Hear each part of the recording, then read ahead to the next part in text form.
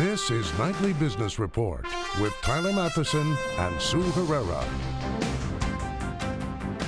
Sharp slide. Government bond yields tumble around the globe, and that could be a game changer for your retirement savings. Bullet Train, a privately run passenger rail system using no public dollars, is manufacturing its cars in a state you might not guess. A cut above. Meet this serial entrepreneur who's made millions by making people look good. Those stories and more tonight on Nightly Business Report for Friday, June 10th. Good evening, everyone, and welcome. This was a week stocks got the Dickens. Charles Dickens, that is. It was, by all reckonings, a tale of two markets. From Monday through Wednesday, great expectations. Oil moved higher, so did stocks, with the S&P 500 flirting with all-time highs. Then came Thursday and Friday. Bleak house. Government bond yields around the globe fell to record lows in Germany, Japan, and the UK. The reason? Growing fears about global economic growth, central bank policy, and that coming vote on whether Britain will stay in the European Union. Money flowed out of U.S. stocks and into treasuries. U.S. bond yields fell to multi-month lows. Meantime, the Dow Jones Industrial Average was off 119 points today to 17,865. NASDAQ dropped 64. The S&P 500 down 19. And for the week as a whole, the NASDAQ took the biggest hit. It fell 1%. Bob Pisani has more on the change in the market tone this week. The stock market got smacked around by the bond market and on Friday by the currency markets and uncertainty over Europe's future. It started in the middle of the week as yields on 10-year German bonds approached zero and dropped sharply in the United States. That put pressure on bank stocks on both sides of the Atlantic, with many U.S. bank stocks down 2 to 4% for the week. But it was a lot worse for European names, and it's been that way all year. Big bank stocks like Deutsche Bank and Societe Generale are down more than 20% this year. Late today, an independent poll in the UK showed a jump in support among those who wanted the UK to leave the European Union. That put pressure on the British pound and it strengthened the dollar. Now, the strong dollar is not good for commodities or commodity stocks, so oil dropped and energy and industrial stocks like Chevron and Ingersoll Rand dropped. But don't worry too much. For all this drama, we're essentially flat for the week, and the volume today was only about average. In other words, prices dropped because buyers weren't interested. There was no rush of sellers coming into the market. For Nightly Business Report, I'm Bob Pisani at the New York Stock Exchange. So what will those falling bond yields mean for you and your retirement portfolio? Charlie Bobinskoy is the vice chairman and head of the investment group at Ariel Investments, and he joins us now. Charlie, welcome back. It's nice to see you again. Thanks for having me. The factors that have contributed to the lower rates, specifically the ones that we saw today, are going to be with us for a little bit of time, most people say. So what do you do if you're nearer retirement and you still have some government bonds in your portfolio? Well, dropping interest rates means that bond prices go up, and they've gone up way more than they should. Bond yields are at 200-year lows. These are the lowest interest rates we've had since Alexander Hamilton was Secretary of Treasury. They make no economic sense. It makes no economic sense to have negative interest rates in Europe. And so what you should not do is buy bonds. You can't put all your money in the stock market. I realize that. If you need to have a portion of your money in safer assets, don't be afraid to own cash. Don't be afraid to own short-term bonds, but don't buy long-term bonds at these inflated levels. So let's say I've got money that is rolling out of a CD or rolling out of a 10-year bond that I happened to buy 10 years ago. What do I do with that money if I want income? It's a tough question, Tyler, and the answer is there are other income substitutes. Things like high-yielding stocks. A Johnson & Johnson, for example, pays almost 3% dividend yield. That yield has gone up over time. But you've got to be careful because other people are searching for yield as well. So now is not a great time to be a yield investor. Unfortunately, you're going to have to sit this one out for a while and wait for a better time. You know, everybody talks about being in cash. And some argue that that's not a good alternative because you're not making anything on your money. On the other hand, you still have your money. Do you feel as though cash is really a viable alternative for people as they get closer to retirement? I know you mentioned it a little bit earlier. I do. I think you shouldn't be afraid to own cash here. But maybe do what I've done, which is to own more 2- and 3-year bonds. You won't get hurt owning 2- and 3-year corporate bonds. You won't make a lot, you'll make something. But if interest rates go up, a 2-year bond doesn't go down much in value. A 10-year bond goes down a lot in value if interest rates go up. All right, Charlie, we'll leave it there. Thank you. Have a great weekend. Charlie Thanks for having me. Bobrinskoy with Ariel Investments. Well, Americans may be losing confidence in the future. The University of Michigan's sentiment index slipped last month in part because consumers do not think the economy is as strong as it was last year.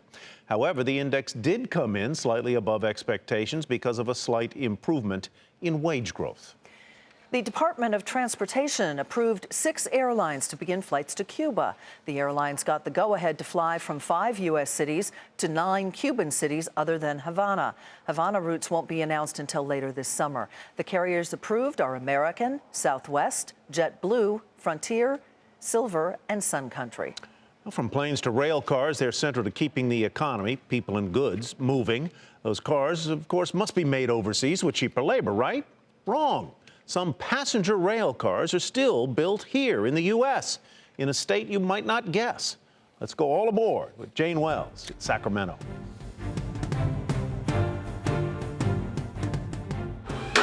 California is expensive. It's highly regulated.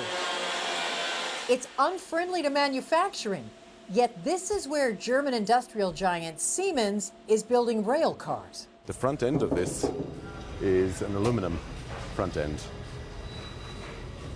Wow. So it's a big Coke can. It's a big Coke can. This new state-of-the-art locomotive is being built inside a 600,000 square foot plant in Sacramento, the California capital, a place where Siemens has been doing business for 30 years. The positive spirit that comes from California, there's an enthusiasm here that is unmatched anywhere else in the country. Florida's governor recently encouraged California businesses to relocate to the Sunshine State. But ironically, Siemens USA is building these new trains for a high-speed rail line opening next year in Florida. This is one of the passenger coaches. Mike Reininger runs Brightline, owned by Fortress Investment Group, which is raising money from investors to build a $2.5 billion privately funded high-speed rail along existing tracks from Miami up the coast and eventually to Orlando. Transportation that will unite the state of Florida. Commuter rail is suddenly hot. Everyone's jumping on board. Brightline's strategy is fancy train stations, competitive prices, rail coaches with wide aisles, outlets, Wi-Fi, platforms that reach out to you, fast trips, and hospitality, betting it can lure some of the people making the 500 million car trips a year in the region. So if we capture a single-digit percentage of that market, around 5 million people, we will have a very successful and important new business. Other projects have forced Siemens to expand its Sacramento plant. It hopes to bid for one of the biggest projects of all, the California high-speed rail, which leads to one big difference between the Golden and Sunshine States. The Florida project is $2.5 billion privately funded. California's train will be taxpayer-supported and cost at least $68 billion. For Nightly Business Report, Jane Wells, Sacramento. To read more about the $2.5 billion rail project, head to our website, nbr.com. Still ahead, weathering the volatility. Our market monitor is recommending some stocks to get you through all the ups and downs.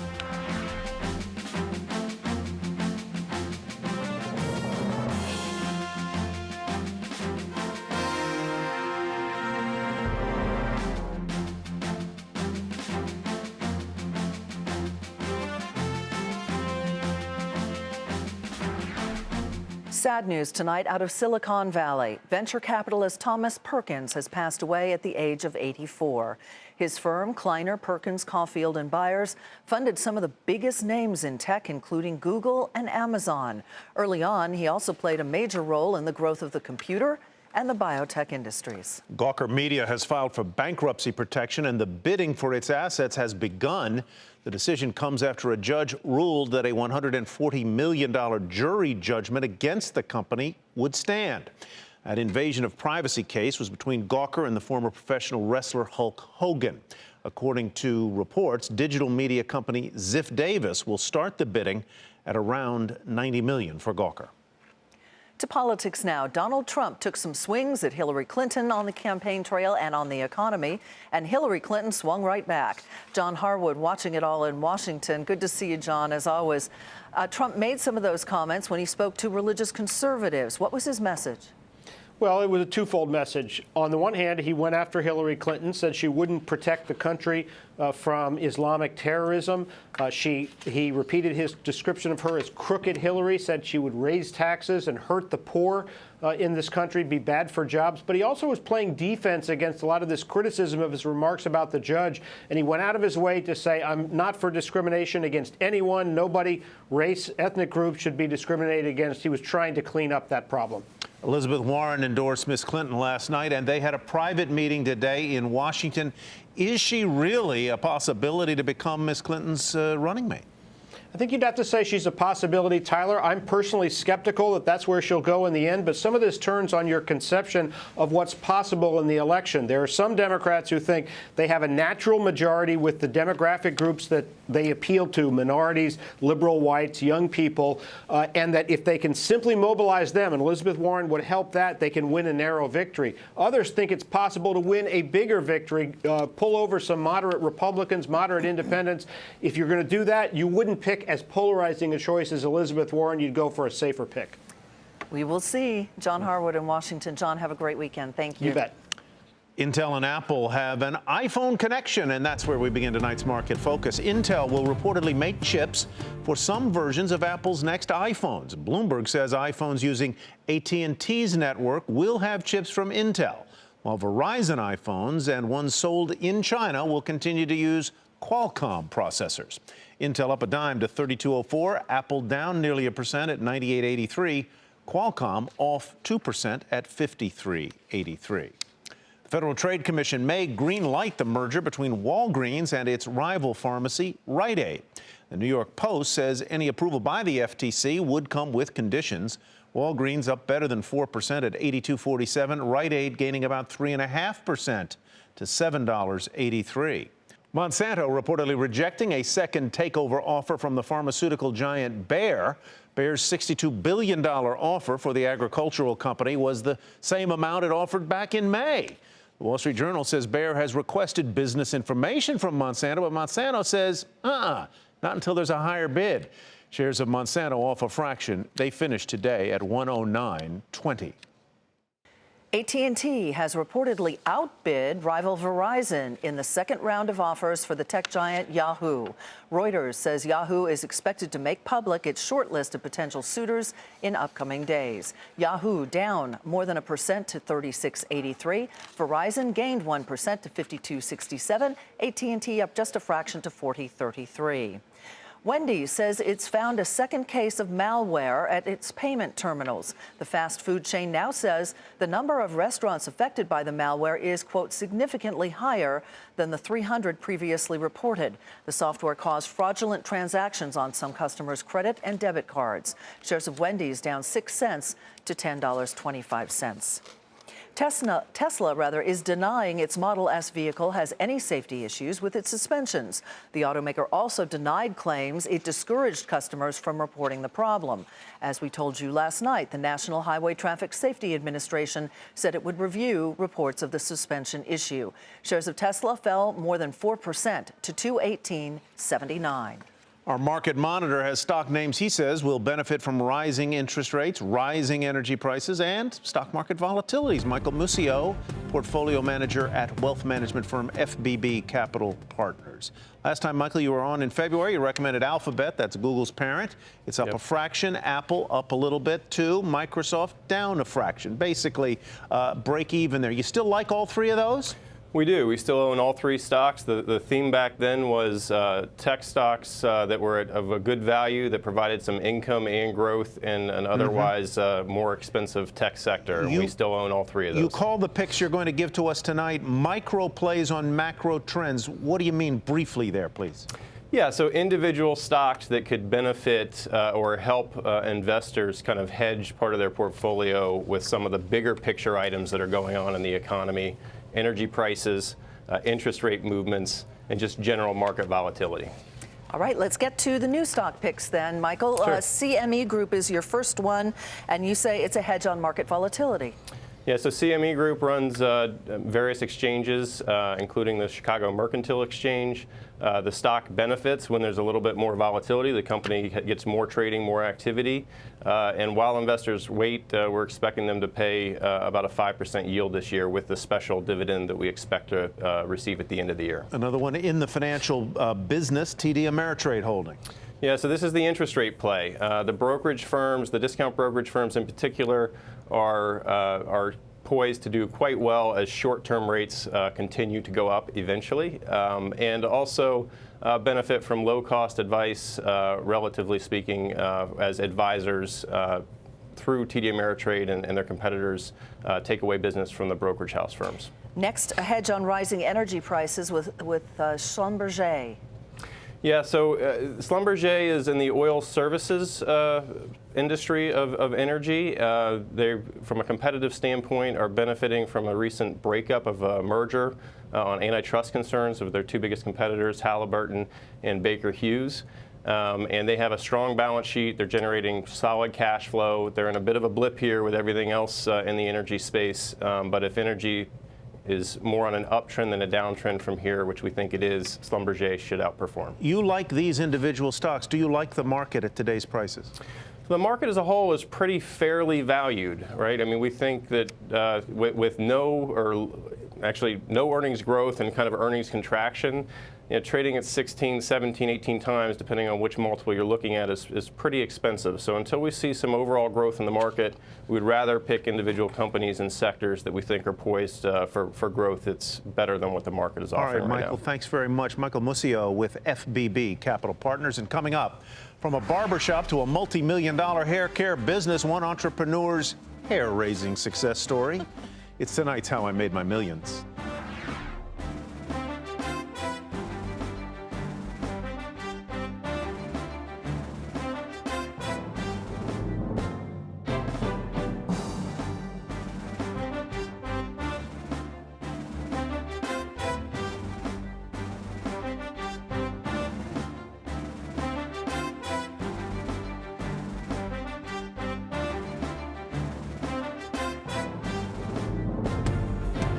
Here's a look at what to watch next week. On Monday, Apple's Worldwide Developers Conference begins. This year's theme appears to be software. On Tuesday, retail sales for May will come out with questions swirling about the economy. Investors want to see how consumer spending is holding up.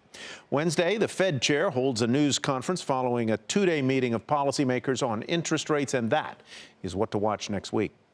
A high school dropout turned Hollywood hair master. And what set Jim Markham apart was his Midas touch for shampoos, conditioners, and more.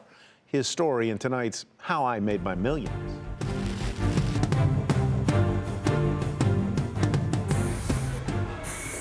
Hair products. Beautiful.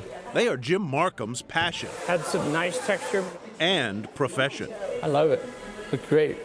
Jim created his latest hair care line, Colorproof, with his wife, Cheryl. Just because we've done it before doesn't mean that you can do it again. We're survivors. We're persistent. We will not lose. As a kid, that assertive attitude came in handy, especially when Jim found himself a father and a husband for the first time at a very young age. Ended up getting married at 15.